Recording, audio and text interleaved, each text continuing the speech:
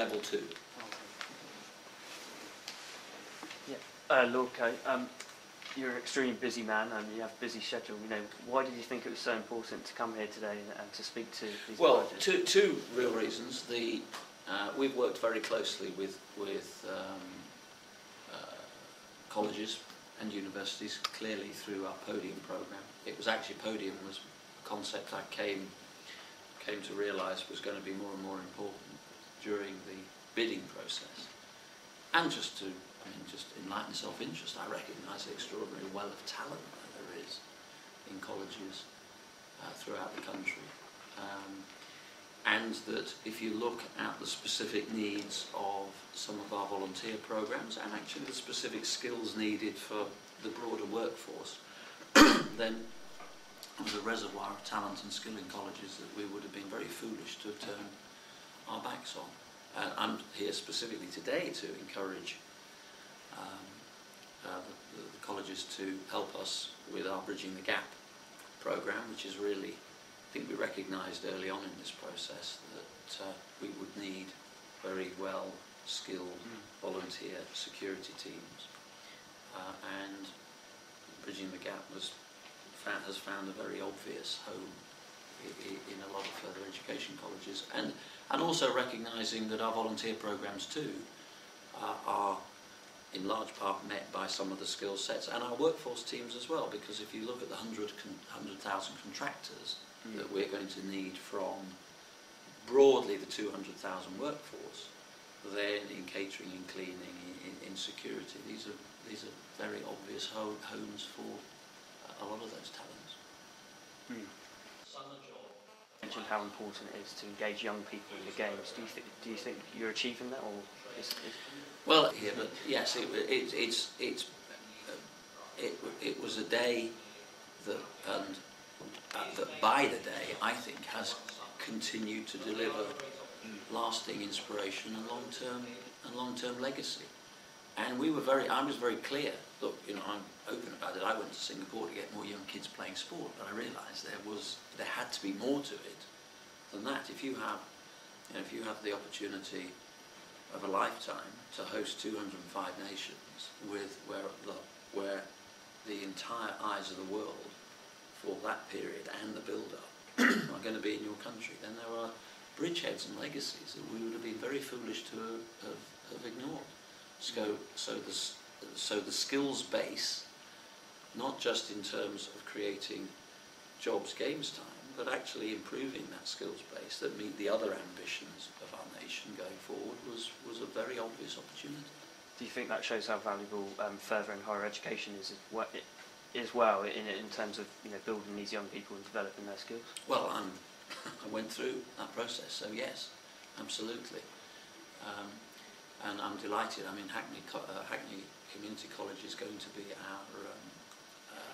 our home really for our volunteer training programs. I was in Westminster College just last week, where I was looking at some of the skills that are going to be required in some of our contract catering jobs, and I'm delighted actually at Hackney Community College, because my closest friend has the sports centre named after him. Sadly, he's no longer with us, so that's quite a nice circle for me.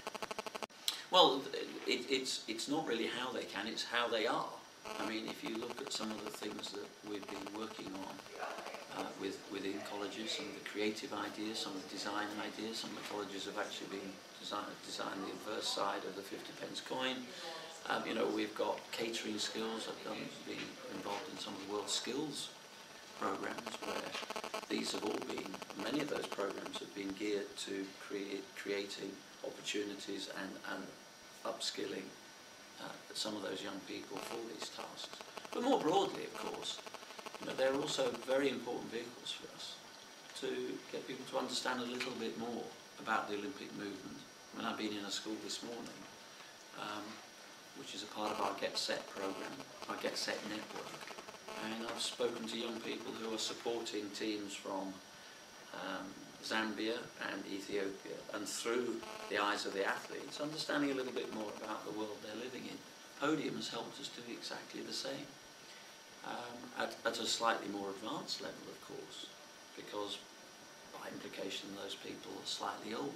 But it is very important that the colleges play, continue to play the role they are. And I think going beyond that, I want those colleges to be left with skill sets and experiences that allow them, for instance, to really go on delivering really smart event management trained people. And can you explain a bit more detail about the security side that colleges could help with? Yeah. Because there's been recent announcements about gaps in security potentially. Well, it's not really about gaps in security. It's about making sure that we've got enough people who have basic security training. So door supervisory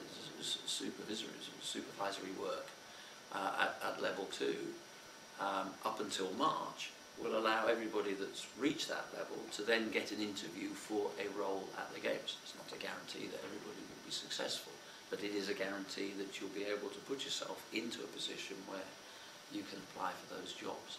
And you know, I look at the Games through any number of optics.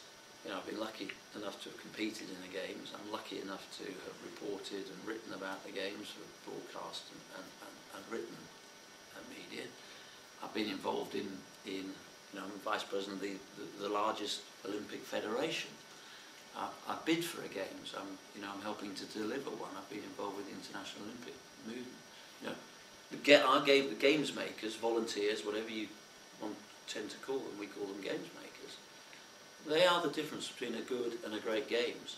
You know, the quality of your security team, not just simply about the process of securing a venue, but actually how they interact with people in a queue while they're going through that system.